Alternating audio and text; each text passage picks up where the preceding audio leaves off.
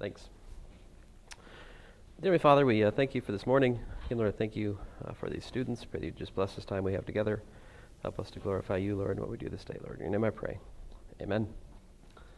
Okay, so turn your homework and put your name on there and pass it over. Stick a fork in it. It's done. Well, it might not be done, but it's over. Thank you, sir. I'm a little bit behind in posting solutions, so I probably will be lazy and cut and paste the textbook solution for you guys. I think it's not useless. It's just I'm kind of arrogant. I think my solutions are better. You can agree or disagree, but what do you think? Are my solutions better than the answer key solutions?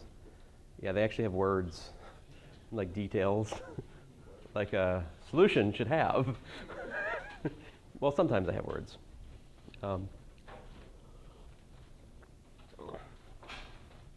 Jeremy. That is a rare Pokemon. Let's see here.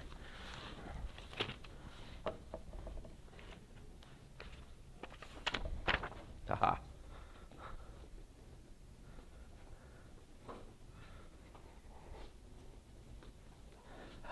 Thank you. All righty, so let's retrace our steps. And we'll take a few new ones today here. Hopefully we'll find some examples to improve on what I did in the previous section. But the examples that I did were good. Don't get me wrong. We just want to go past them. So let's just review. Question, what are these geometrically?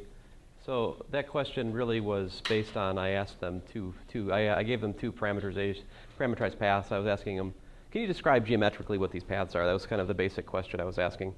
And the tools we have to understand the geometry of path, well, of course we can plug in points. We can use, if we have them, we can use numerical, we can use technology to plot things, right? But beyond that, if you're on a desert island and or it's after the robot apocalypse and all that stuff, suppose that the computers are evil, so you can only use your noggin, then you got to think about what other methods do you have to graph, right? And calculus is a big aid. So the first thing you think about in calculus is the derivative, right? And that's the linearization of the path. So the curve, which is parameterized by the path, is this blue thing, right?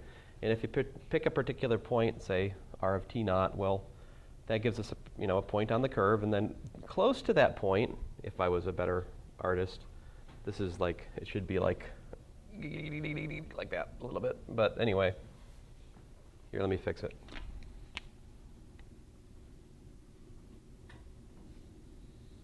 There. Slightly better. Anyway, so the point is the tangent line is the next best thing to the curve close to the point of tangency, right? It gives you a very good local approximation to your path in terms of a line. And we have a formula for finding that line in terms of the colliding tangent line, like so, all right? And I talked about a little bit more lingo. I'm like, so the direction vector is the velocity at time naught. Maybe you could say it has components. I just used a and b because I'm sick of writing x prime of t naught and y prime of t naught. If you use a and b, you can write these lovely formulas down here. A point on the tangent line that collides with the blue curve at time t naught is given by x naught plus t minus t naught times a plus y naught times t minus t naught times b. Okay, so those are the actual equations given this setup. And there's a little bit more we can say, right? If the y prime is 0, it's what? I'm missing pictures here. Right? Y prime of 0 looks like what?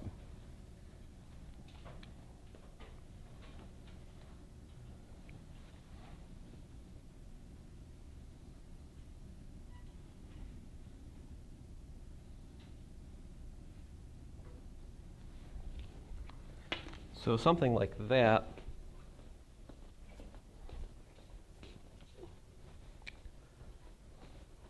Horizontal tangent looks something like this, right? So if you look at the direction vector, it's something like what? A comma 0. Whereas here, if you look at some point, if I had it just right, the tangent line is vertical. And so the direction vector would be something like 0 comma b. In other words, x prime is 0 at a vertical tangent, y prime is 0 at a horizontal tangent. Finding vertical and horizontal tangents to the graph actually gives you a lot of information about what its shape is, right? Think about graphing a path. If you know where horizontal and vertical tangents are, it gives you a lot of geometric insight into what it looks like. It's a big piece in the puzzle of what the graph looks like of the path. All right. So that's our basic setup. So if you're coming in late, I will take your homework, please. Thank you, sir.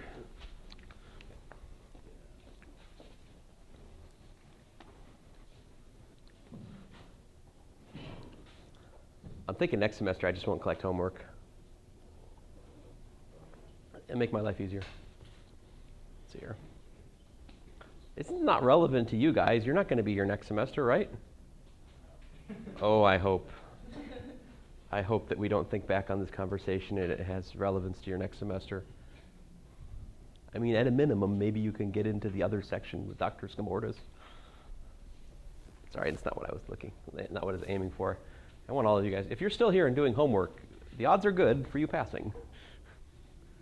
All right? It's just a fact of the matter. And I was telling the earlier section, they're like, wait a minute, so you mean that if I do really well in the final, that final exam will cover up past transgressions in test 1 or test 2 or test 3 or even test 4? That is true. If you do better on the final, I will replace your final exam grade for those bad test grades. That is true. But they're like, so you mean that what we could do, like I could just not take calculus, I could not be here all semester, right? And I could just show up at the final and like pass the class. I'm like, well, I don't know. I don't think this is something you kind of like, here is just a crazy idea. Like somebody's walking home from work one day, suppose they live in a city where they walk. I know it sounds absurd. And then, on the way home, there's some homeless guy strikes up a conversation with them. I'm sorry, a differently housed person. Excuse me, what was I saying? And then like he talks to you for hours, and then like you get home and you're like to your wife or husband or whatever. I mean, we can't make judgments anymore, right? And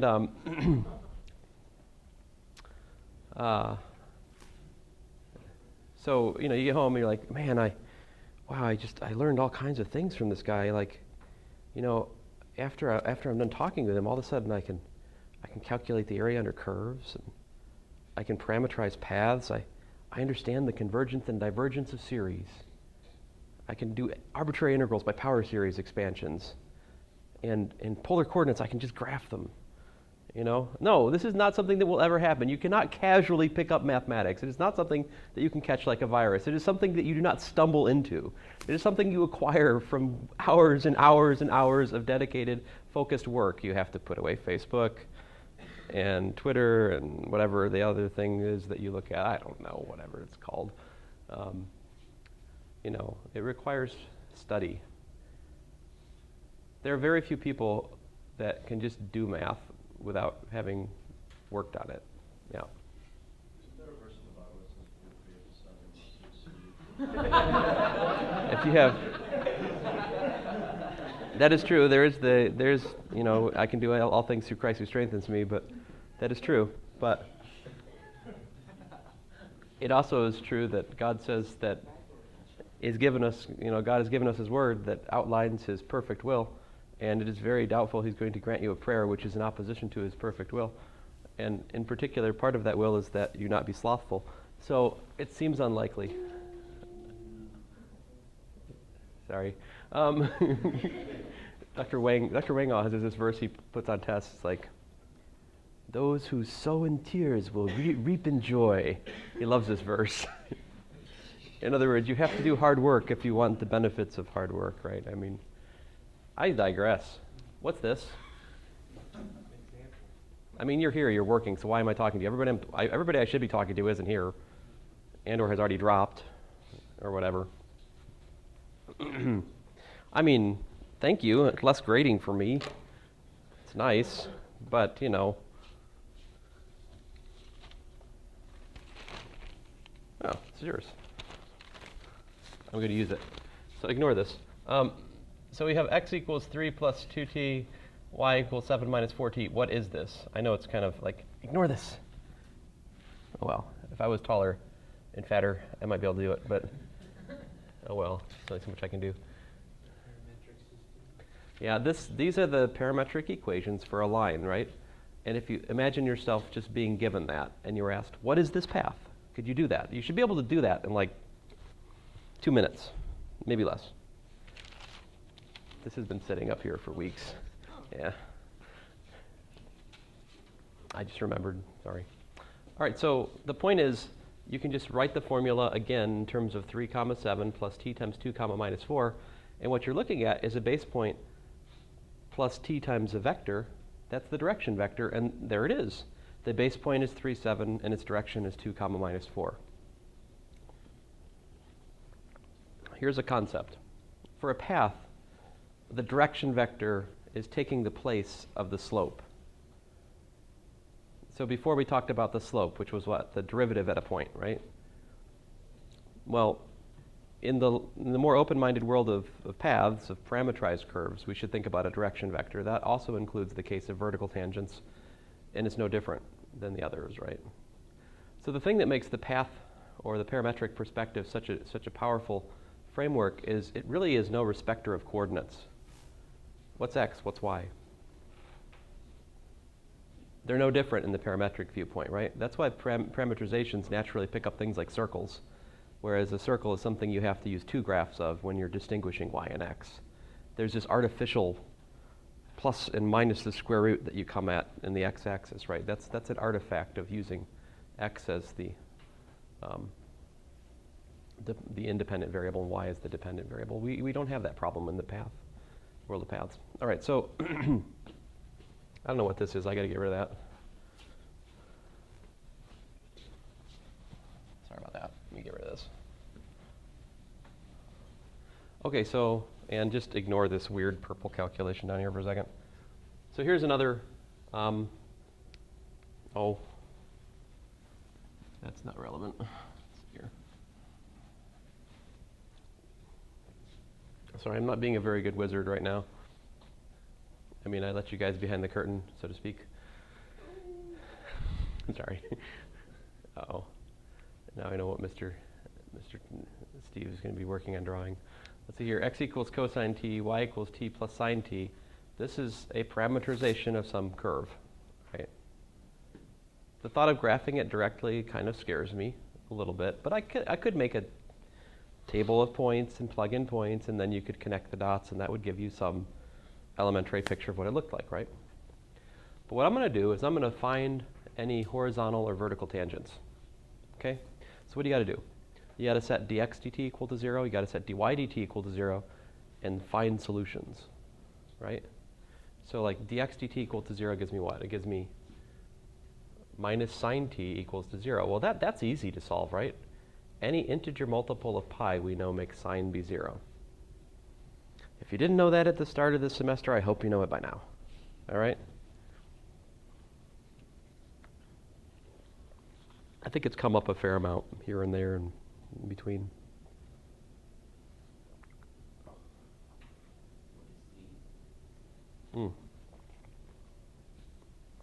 What is z?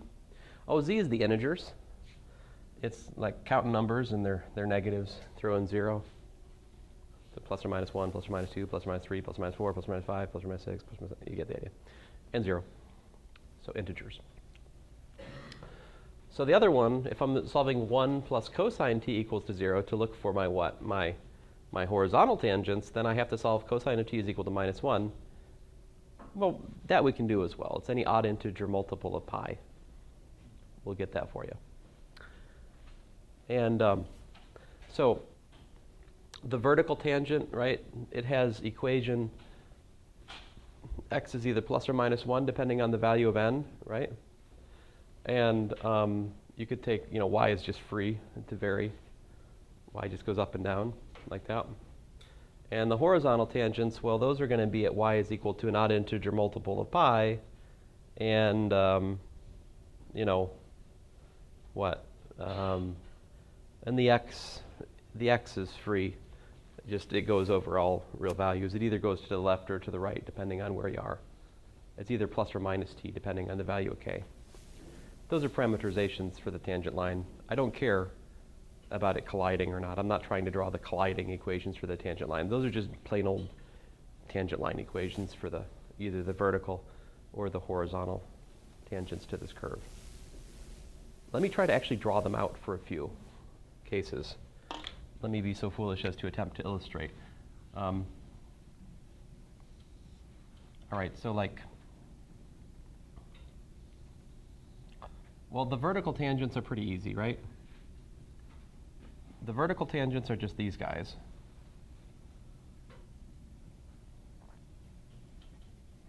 So this is x equals to 1, x equals to minus 1, right? And if in fact, I could connect the dots, right? They're on top of each other, I suppose, but it's always going upward, right? The direction of the vertical tangent line is up. Can you see that? I think. Let's see here. Is that? Oh, that's not true. No. It depends on which one, because when we plug in this isn't quite accurate. I should really put plus or minus, well, to be more specific.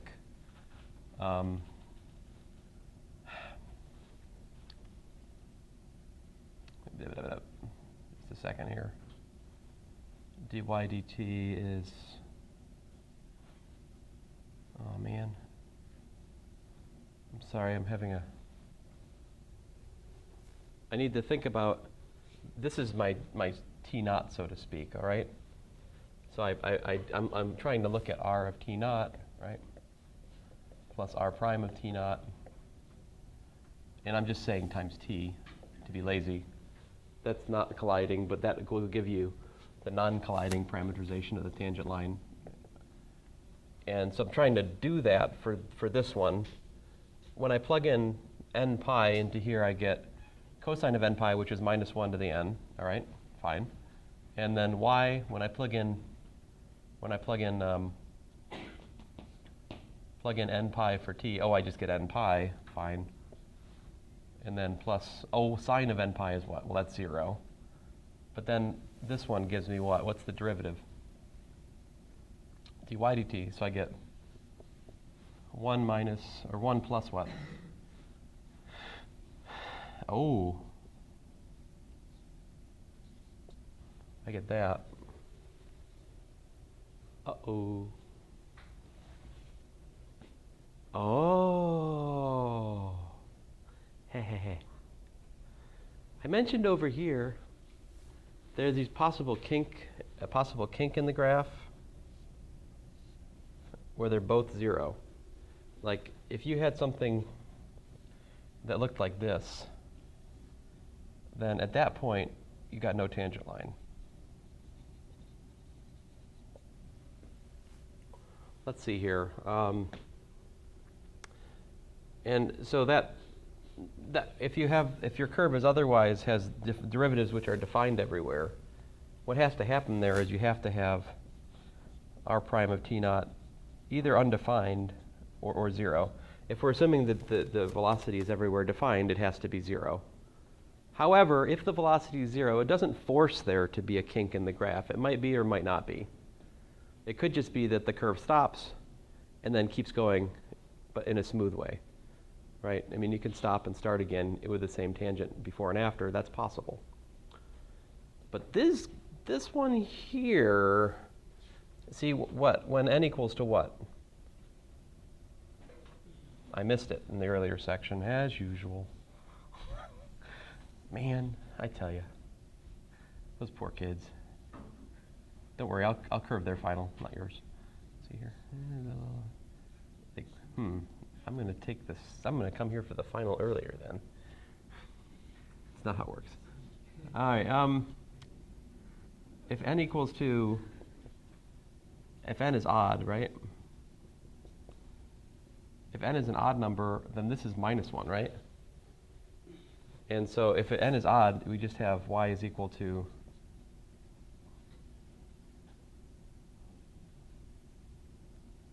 n pi.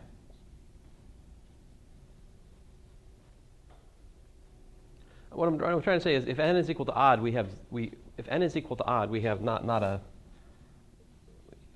dr dt at n pi equals to 0, 0. Oops, I should only count the even n as honest to goodness vertical tangents. All right. Okay, so in fact, and for the even n, right? For the even n, this is just 2, right? So for n even, what's the story? N even, what do we get?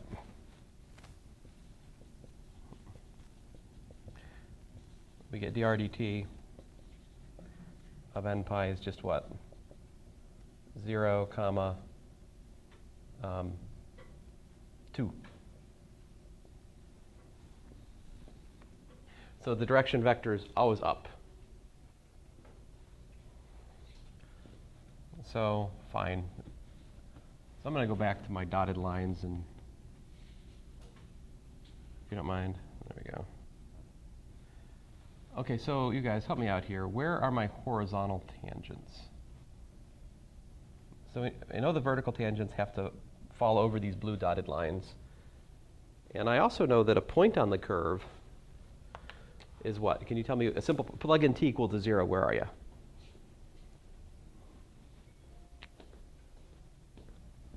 Right here, right? Right, t equals to 0 is there. So for example, t equals to 0 is an even pi. We have a vertical tangent right there for what it's worth. Where's my first horizontal tangent? Is t equals to what? T equal to what? You say pi? Yeah, odd integer multiples of pi, right? So,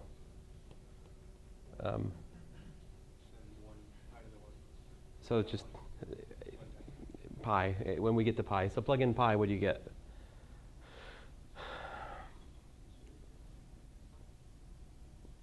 T equals to pi, x equals to what? -1. So it's like here somewhere, roughly speaking, right? So let's see here, 1, 1, 2, 3. So it's roughly speaking up here. I'm probably not going to be able to make, I should have made this smaller. Oh well. Right? Let's see here. Where's the next one down here? Where's the other down here? Where's there another horizontal? So this is supposed to be a horizontal tangent there, right? There's also a horizontal tangent at minus pi, which is where? Cosine of minus pi is also, let's see here, 1, 2, 3, so like down here, right?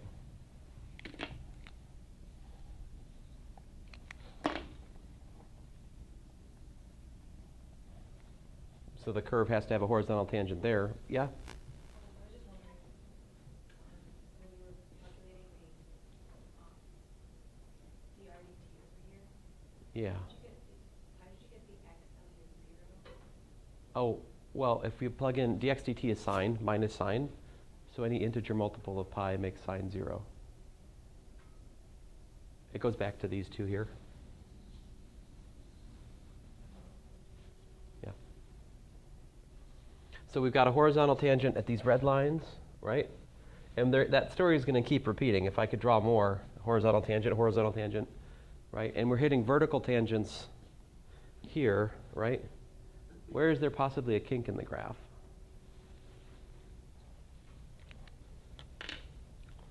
possibly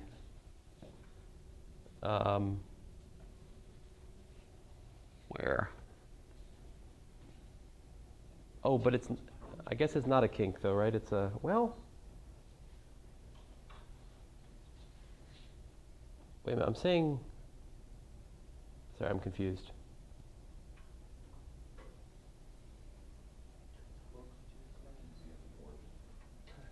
What's that?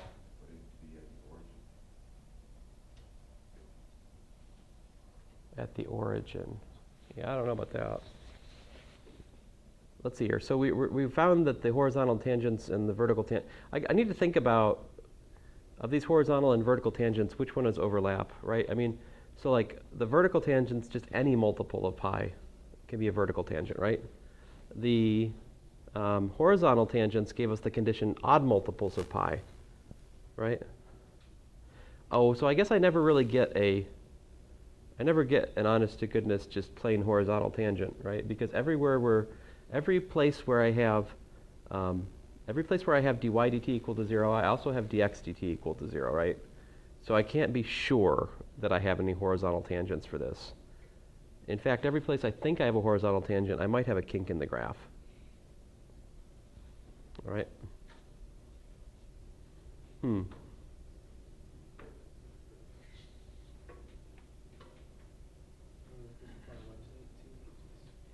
Oh, well, I think I know what it does. See, there's another way of looking at this. This is also R of t, right? Is equal to what? T? Well, 0 comma t, right? But I agree with you about putting it in the website. Cosine t, sine t. Now, if you look at this, just look at this. What is that? I mean, you guys know what this is, right? That's a circle. What's this? Well, this is a moving base point.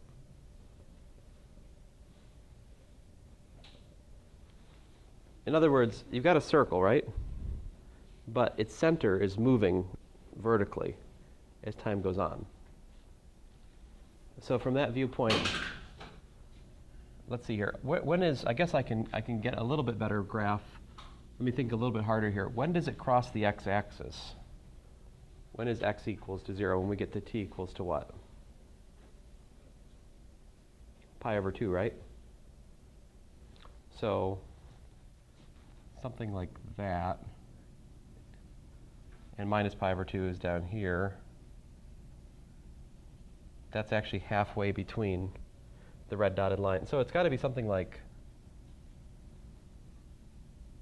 man, what does it do?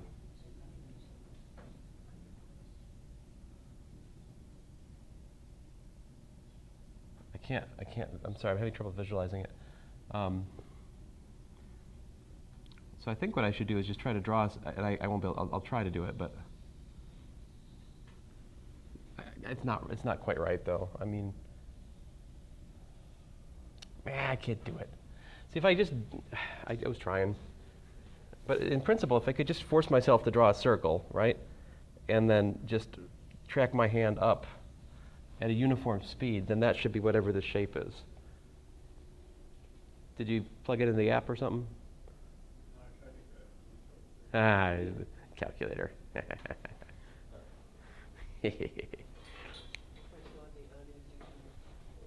All right, fine. You guys, I will humor you and stick it into the Desmos. Let's see here. Now, what I was wondering, oh, look at this, look at this. This integral, right, is the arc length of this path from 0 to 2 pi. So I was thinking it'd be really neat if it ended up being 2 pi, right? I mean 2 pi, because that would be the circumference of the circle. But it's not quite that, right? The circle, when it's translated, it's not a circle anymore. It's a little bit more. It works out to 8. If you work through one cycle of this thing, it has arc length 8, weirdly enough. That's actually kind of a nice arc length problem, right? That ain't bad.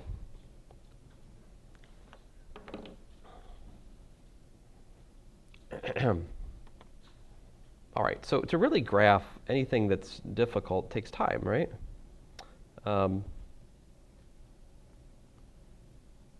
But I'm trying to show you some tools and some way of thinking.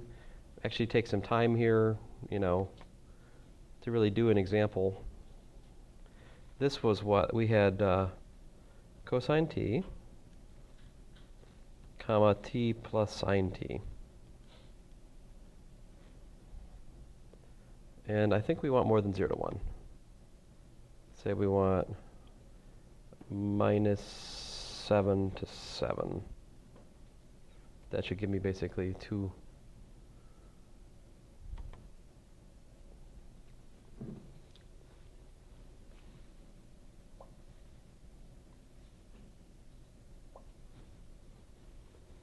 So we were right. We had those. There was a kink in the graph there. I just couldn't get myself to see the man and t equals to pi over 2. It looks like it's crossing the x-axis higher than I thought.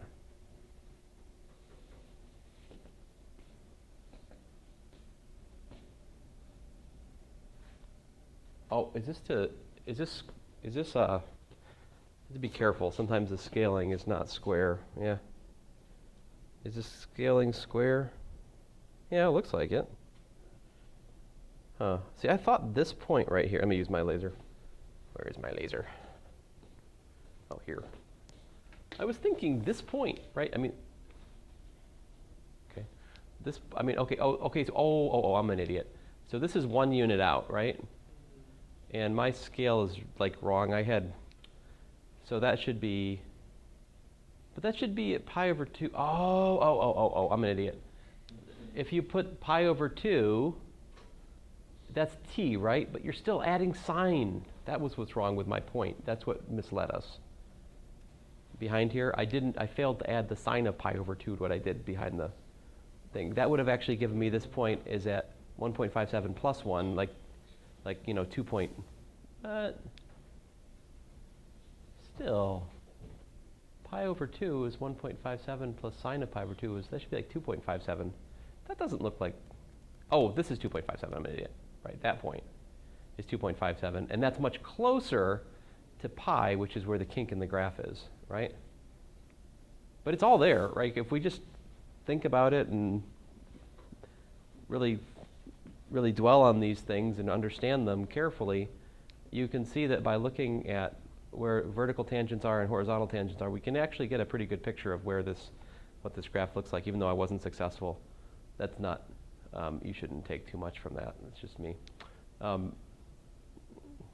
So yeah, that's a place where the velocity is 0, right there. And as you can see, it doesn't have a well-defined well-defined tangent line there. Can you guys think of something else that would have velocity 0 but would have a well-defined tangent line? How about something like this? How about something like, whoa. Man, these stupid. Let's see here. How about something like t.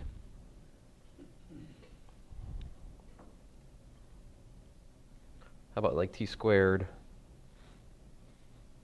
t to the 4th?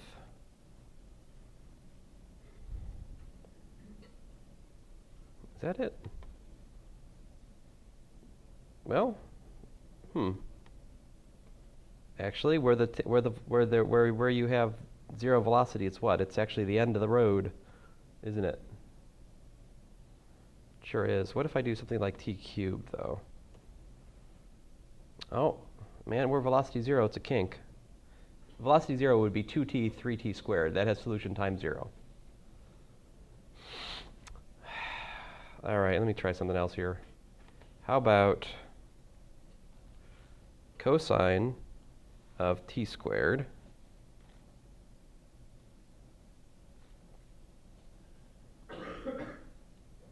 ooh, that was interesting. Yeah. Sine of t squared. And yeah, there you go. You say it's just a circle, right? Now, why is he? I mean, in some sense you're right, in some sense you're wrong.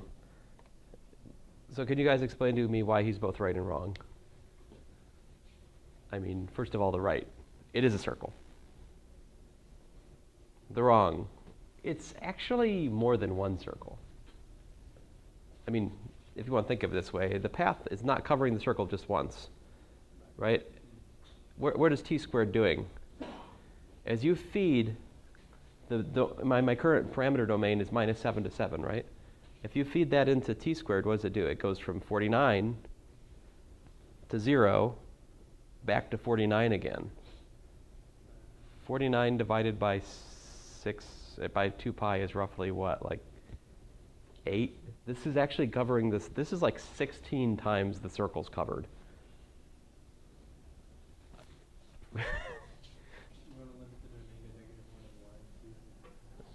If we do from minus 1 to 1, we should not get a whole circle. Although what we do have, we cover twice. Check it out. If I change to 0 to 1, we'll get the same set of points. See it? Because if we change from minus 1 to 0, we'll get the same set of points. If you go from square root of 3.14, I don't know if I can do square root there. Whatever. What square root of 3.14 is roughly what? Let's just say 2. Minus 2 to 2. Well, that wasn't quite enough. 2 squared is 4, isn't it? That's not 6.28. So if I do like, oh goodness, I don't know, 3. 3 is too much, but whatever. Sorry, I don't want to figure out the decimals. So there you're covering the whole circle. The point, all I'm trying to say, guys, is here's an example of a place where you have 0 velocity, but it's not a kink in the graph, right? Are there any kinks? There are no kinks in the graph, right? So here where the velocity is 0, if you differentiate that, you get 2t sine t, minus 2t sine t squared, and minus 2t cosine t squared, right? T equal to 0 is a place where you have 0 velocity. What's the significance of that? It's not a kink in the graph. It's just a place where you stopped. And then you start again. I mean, the tangent lines from before and after 0, they don't disagree. So what all I'm trying to say is, I hope I made my point. If you have both x prime and y prime both 0, it does not imply that it's a kink in the graph necessarily. It could be. It might not be. You have to analyze. All right. Maybe I'll talk more about that some other day. I'll try to give you a more systematic answer to when it is and isn't. But I think that'll suffice for now.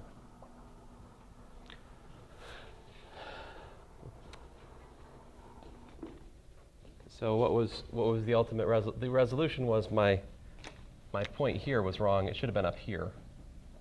And see, with that, well, anyways, let me just erase the evidence. Any questions? Yeah. To find horizontal tangent, we look for where dy dt is 0. In a given example, just solve dy dt equal to 0. That's it. Yeah. All right, so you can generalize this discussion, right? Okay, so we looked at horizontal and vertical tangents.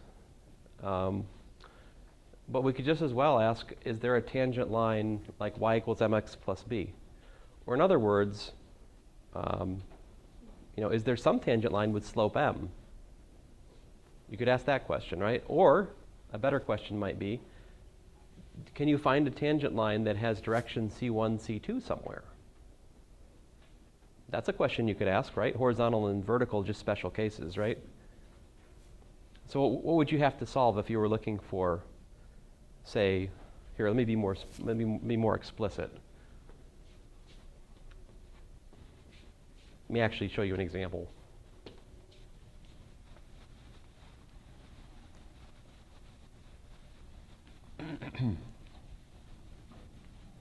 How about this? We have x is equal to 3t squared plus 1. We have y is equal to 4t plus 7.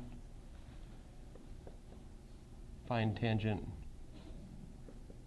line with, let's say, I don't know, 6, 4 direction.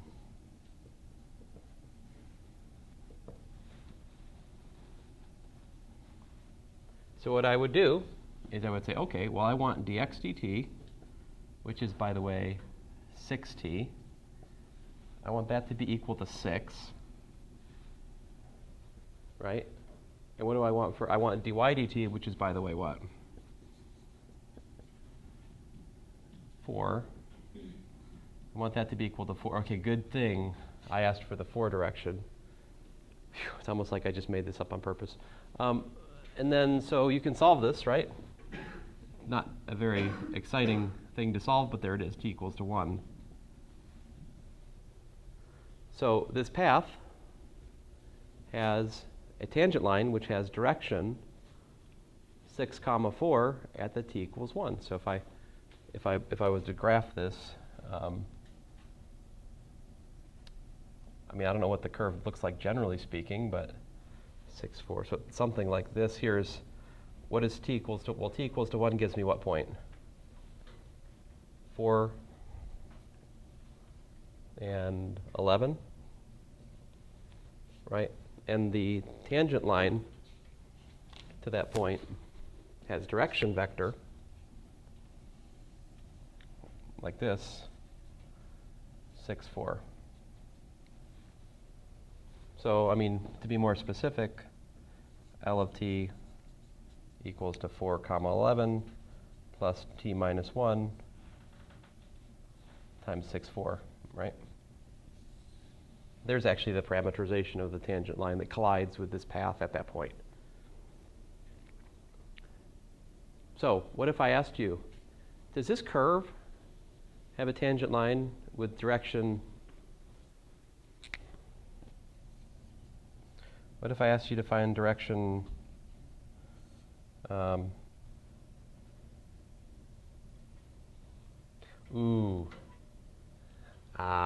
there's a oh man, well, there's a subtle point here, isn't there? Well, yeah, but something left to be desired here, because you could think about if you had like direction, say 5, 2, you could write that direction vector instead as 2 times 5 halves 4. So actually, all hope is not lost if your direction vector doesn't have 4 in the y component. Think about it geometrically, right? You could always rescale the y component to have direction, to have length what? Length 4. So, yeah, you guys, and also the earlier section, agreed with me when I said that you just solve dx dt equal to c1 and dy dt equal to c2. But that's not, I mean, if it works, great. Game over, you won. But actually, to be honest, geometrically, you have a little bit more flexibility than that, don't you? What can you throw in? Yeah.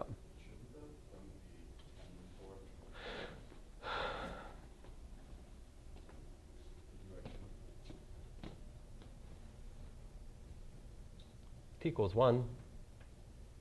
Yeah, but like if it's 5, 2, you took out a 2, you have to multiply everything by 2, right? Oh, this. No, I'm factoring. Well,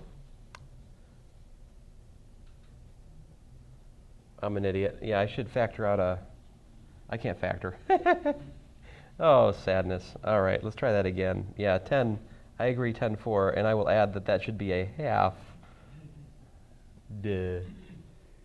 I think what I'm trying to say here is, okay, so this is like the C1, C2 I was talking about, right?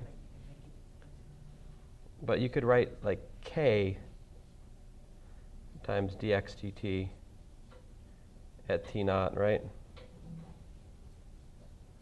It's fine to multiply. You can rescale the direction vector by a non-zero constant.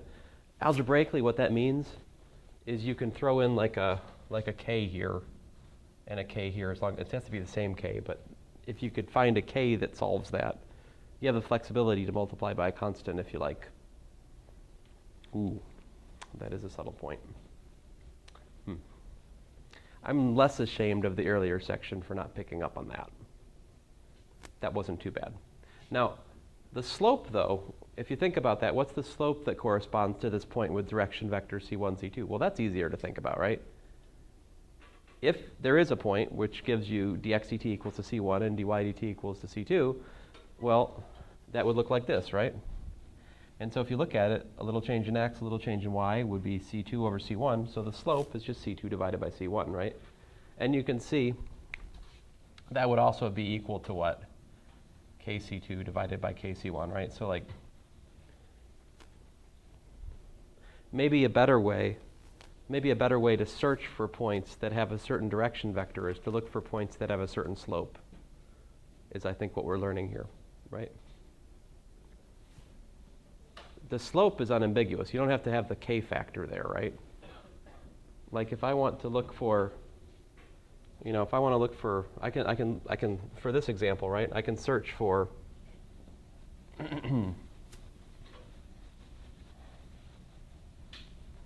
pick a slope, any slope. Find point with m equals to 3. Find a point on the graph that has slope 3. You can do that. You can try anyway. So what are you looking for? You're looking for where dy dx, right, is equal to 3. Now, that you're like, but hold on a second. That's not something we've talked about yet. Fair enough. What's the relation then between dy dx and dx dt and dy dt, right? What's the relation between the chain rule is correct. Very good answer. What's the relation between the world of Cartesian and the world of parametric? Like, how do these correlate? So, worlds are colliding. Let us set it up. Let us set it up here. Oh, man. Well, I'll be fast. Let me just, give me 2 minutes. I'll be done. So if you have y equals f of x, but you can also parameterize that as, x equals to g of t and y equals to h of t, then what you have is you have h of t is equal to f of g of t. This is what it means to have a parameterization of a graph. It means you plug in the parametric equations, they make the equation for the graph work. If this is the case, then dy dx is equal to h prime of t over g prime t. Good grief. Earlier section, they should call me on that. H prime of t over g prime of t. In other words, you divide the derivative for y and the derivative for x. This gives you dy dx. And the proof is, in fact, yes, the chain rule. And so for our example, what do we have? dy dt is 4. And what's dx dt? 6t. So you just solve, and you get t is equal to 18 divided by 4. And there you go. That is the time at which this thing will have slope 3. And you don't have to fiddle around with the rescaling of a given direction vector, which is kind of nice. There's also, here's the proof, it's the chain rule. And then if you go past that, you can find the second derivative as well. I'll do it for you guys tomorrow. Past that, though, we're just doing examples. By the way, I'm pretty much out of Calculus 2 to teach you guys. I think that's kind of just about it, as far as I can think of. I mean, that's pretty much chapter 10, right? There will be one more homework that's due next Monday based on the notes I posted. It should be easier than what you're currently doing. It's just going to be like basic calculus differentiation and integration of paths. Yes, sir? 4 over what? No, that's true. You have to flip the t to the other side in order to get the t. Oh. I can't do math. Yes, 4 over 18. Thank you. Yes. Thanks.